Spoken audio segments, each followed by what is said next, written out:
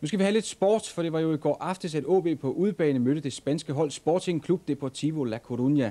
Og det blev jo resultatmæssigt noget af en dukkert for OB. Men vores sportsmedarbejder Mogens Jørgensen er netop sammen med de øvrige OB-spillere vendt hjem til Aalborg, og han har lavet denne reportage for turen. TV Nord Metax præsenterer nu OB i La Coruña.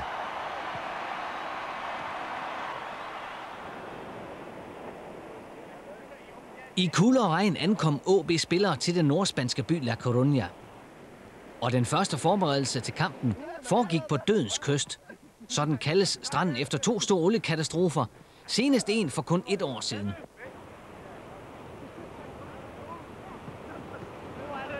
Men senere viste byen sig fra den allerbedste side, da spillerne dagen før kampen i herlig solskinsvejr fik lov at betræde byens anden helligdom, stadion.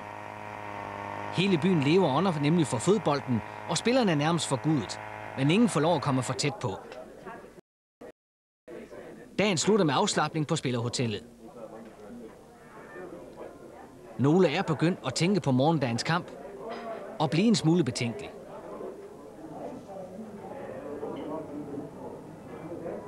De sidste historier skal hentes hjem, og helten fra kampen i Aalborg, Søren Torst, fortæller om holdets chancer.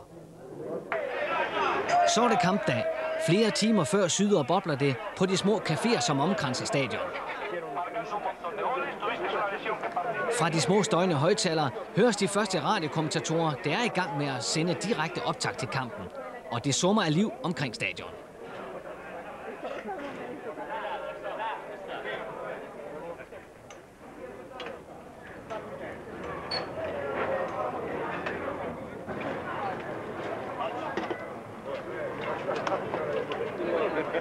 En enkelt dansk roligan vækker opsigt med den berømte klaphat, og her må selv politiet give op.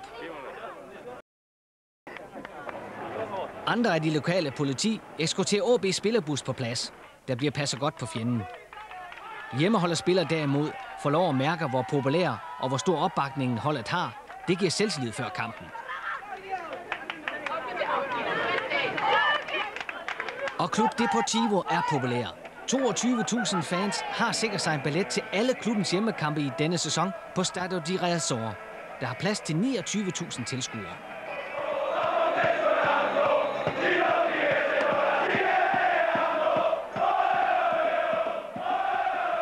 Men der blev dog plads til en enkelt roligan på stadion. Men han havde det ikke sjovt på denne rockholde aften sammen med OB-spillere, for de blev nemlig udspillet efter alle kunstens regler. Efter 20 minutter spil forærer Jan Pedersen bolden for fødderne af Deportivos brasilianske landsholdsspiller Bebeto, og det gør man ikke udstraffet.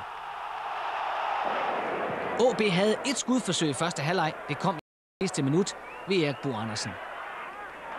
Så er vi i anden halvleg, der er spillet 11 minutter, og igen Bebeto over for Søren Torst og forbi Thomas Gill.